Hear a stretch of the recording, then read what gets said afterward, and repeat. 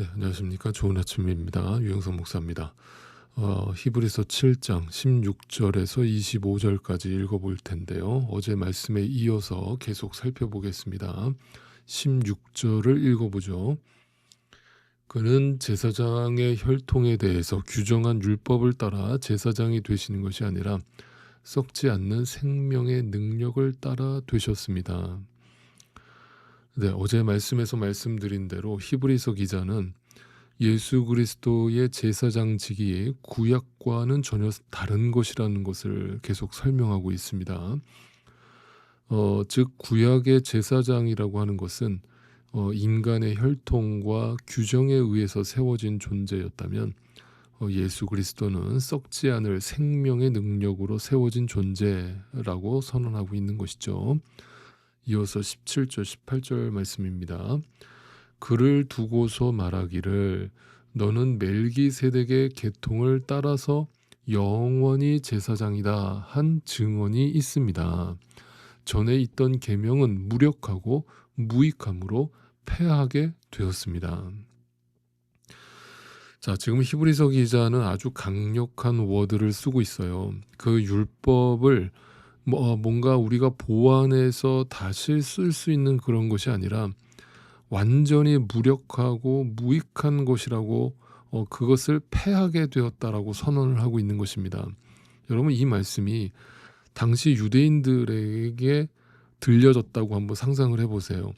이 말씀은 정말 엄청난 파격적인 발언이 아닐 수 없는 것이거든요.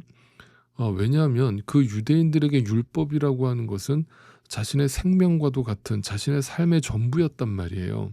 그런데 그것이 무력하고 무익하다라고 지금 히브리서 기자가 선언을 하는 것입니다. 그리고 그것을 패하게 되었다.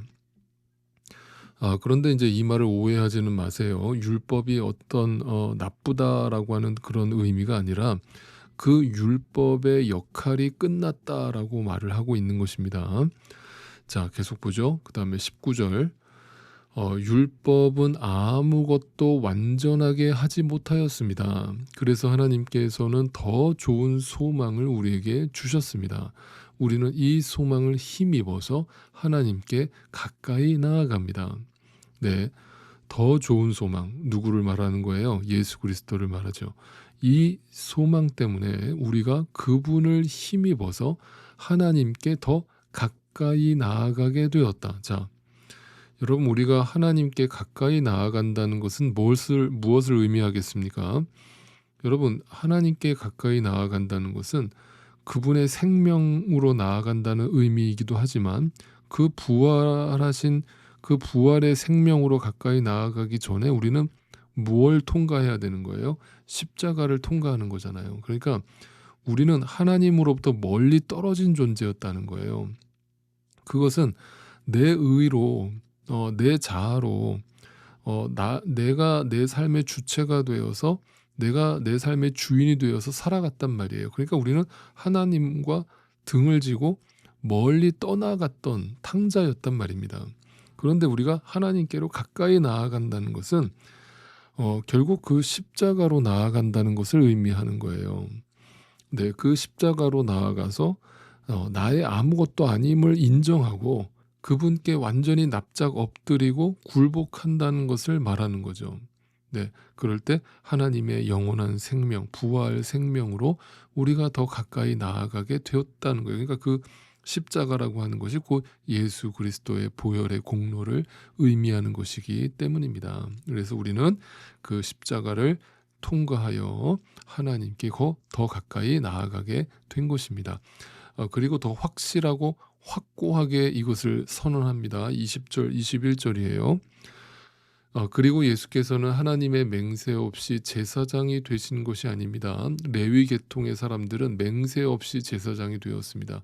그러나 예수께서는 자기에게 말씀하시는 분의 맹세로 제사장이 되신 것입니다. 주님께서 맹세하셨으니 주님은 마음을 바꾸지 않으실 것입니다. 너는 영원히 제사장이다 하셨습니다. 자, 여기서 지금 계속 반복되는 단어가 뭐 같으세요? 네, 맹세라고 하는 단어가 계속 반복되고 있죠. 자, 이 말은 당시 구약의 제사장은 율법의 규정에 의해서 세워졌지만 예수 그리스도는 하나님의 맹세 가운데 세워졌다라는 뜻이에요. 그런데 여러분, 이 맹세라는 말의 의미가 뭔가요?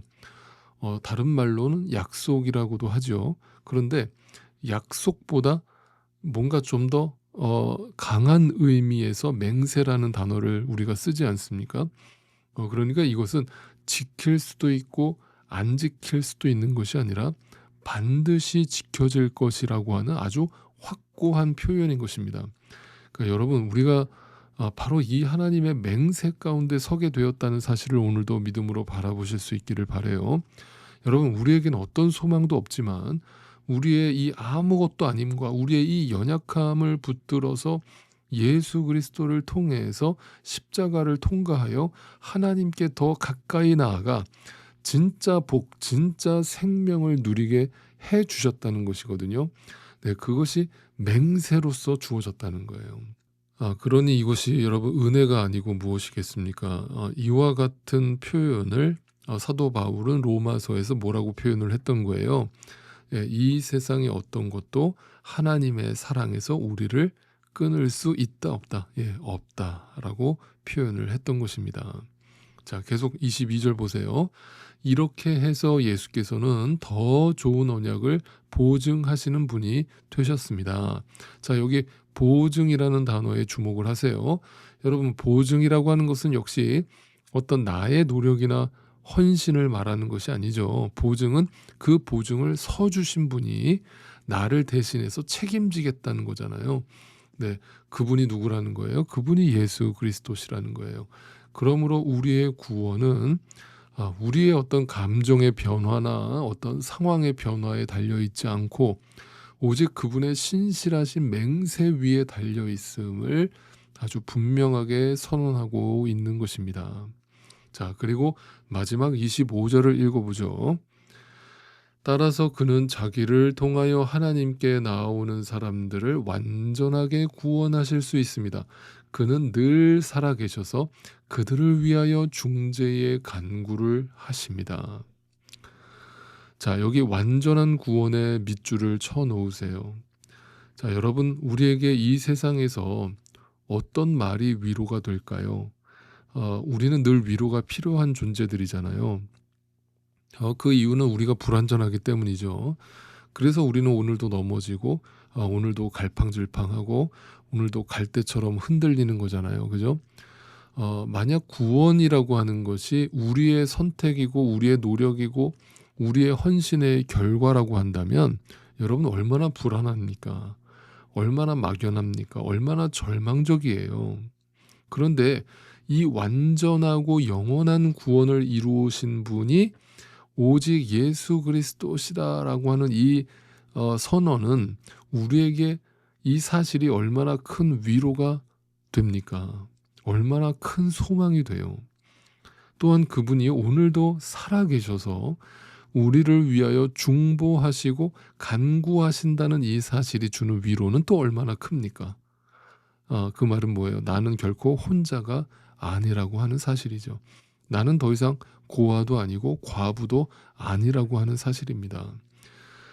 자, 이처럼 신앙이라고 하는 것은 인간으로서는 안 되는 일을 하나님께서 독생자 예수 그리스도를 보내심으로 말미암아 이루셨음을 믿는 것입니다.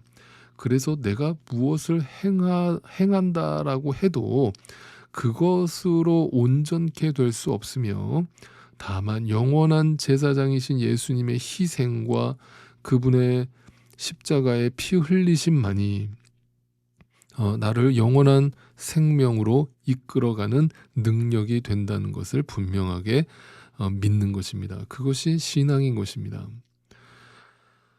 바라옵기는 그래서 오늘도 이 영원한 제사장이신 예수 그리스도께서 우리 마음속에 살아계심을 오늘도 믿음의 눈으로 바라보면서 그분께서 우리의 마음을 온전히 차지하실 수 있기를 간절히 소망합니다.